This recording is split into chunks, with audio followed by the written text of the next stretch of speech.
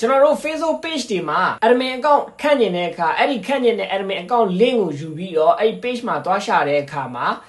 ကျွန်တော်တို့ရှာမတွေ့တာတွေဒါမှမဟုတ်လည်းနာမည်ရိုက်ရှာတဲ့အခါမှာလည်းကိုခန့်ကျင်တဲ့ Facebook account ပေါ်မလာတာမျိုးတွေကြုံမှုရလားအဲ့လိုမျိုးကြုံမှုနေကြတဲ့သူတွေတိုင်ပတ်နေကြတဲ့သူတွေအတွက်အကောင်းဆုံးဖြည့်ရှင်းလို့ရတဲ့နီလန်းလေးတစ်ခုကိုကျွန်တော်မျှဝေပေးပါမယ်အဲ့ဒါအရင်လွယ်တယ် website တစ်ခုကိုအသုံးပြုလို့ရုံပါပဲဒီဗီဒီယိုလေးမှာ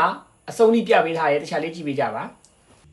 ကျွန်တော် page တစ်ခုမှာဒီ Facebook account ကို admin ထည့်မယ်ပေါ့နော် admin ထည့်မယ်ဆိုတော့ထုံးစံအတိုင်းပဲအများစုလုပ်ကြတာကဒီရဲ့နာမည်ကိုpage အဆက်ထဲမှာရိုက်ရှာတယ်ပြီးလို့ရှိရင်ဒီရဲ့ Facebook account ရဲ့ link ကိုယူပြီးတော့အဲ့ဒီ page အဆက်ထဲမှာထည့်ပြီးရှာကြတယ်အဲ့ဒီတော့ဘာဖြစ်လဲဆိုတော့ကျွန်တော်တို့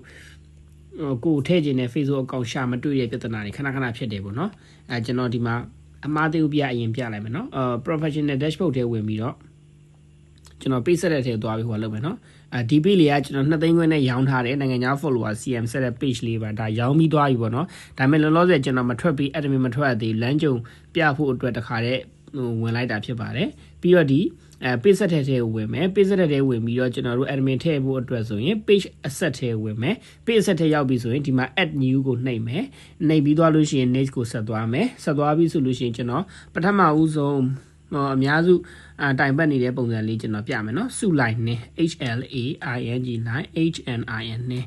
စုလိုက်နှင်းဆိုပြီးတော့နာမည်ရိုက်ချလိုက်တဲ့အခါမှာစင်တူယိုမနာမည်ကြီးကြာလာတယ်ပြီးတော့ကျွန်တော်ထည့်ခြင်းနဲ့ဒီရဲ့ Facebook account ပေါ့နော်တော့ကြာသွားတာဟုတ်ပဲဒီ Facebook account လည်းဟုတ်ပြီပေါ့နော် Telegram profile ပုံလည်းမတူဆိုတော့ကျွန်တော် link နဲ့ရှာကြည့်လိုက်မယ်ဒီမှာ Facebook account link ကိုထည့်လိုက်တော့လဲရှာလို့မတွေ့ဘူးဖြစ်တယ်ပေါ့နော်ဒါဆိုရင်ကျွန်တော်တို့ Facebook ကို ID နဲ့ရှာမယ်ပေါ့နော်နိုင်ငံသားမှတ်ပုံတင်အမှတ်လိုမျိုးပဲပေါ့နော်လူတစ်ယောက်ချင်းစီမှာမှတ်ပုံတင်တစ်ခုပဲရှိတယ်လို့မျိုးကျွန်တော်တို့ Facebook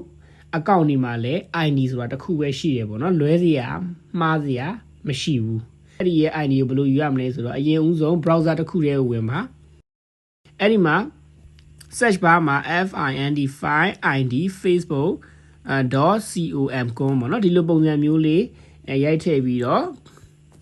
ရှာလိုက်ပါရှာလိုက်ရင်ဒီ website ထဲရောက်သွားလိမ့်မယ်ဆွမ်းနာတော့မှကျွန်တော်တို့ copy ယူထားတဲ့ Facebook account link လေးကိုထည့်လိုက်ပါထည့်ပြီးတော့ find numeric ID ဆိုတာလေးတစ်ချက်ကိုနှိပ်လိုက်ပါဒါဆိုရင် तू က ID Facebook link ကို ID အဖြစ်ပြောင်းပေးသွားပါပြီ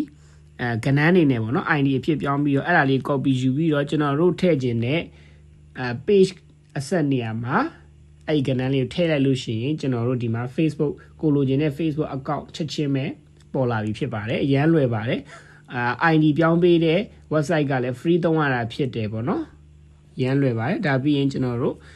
full control ပေးခြင်း give access ကိုနှိပ်ပြီးတော့ password ရိုက်ထည့်ပေးလိုက်ရင်အလွယ်တကူပဲ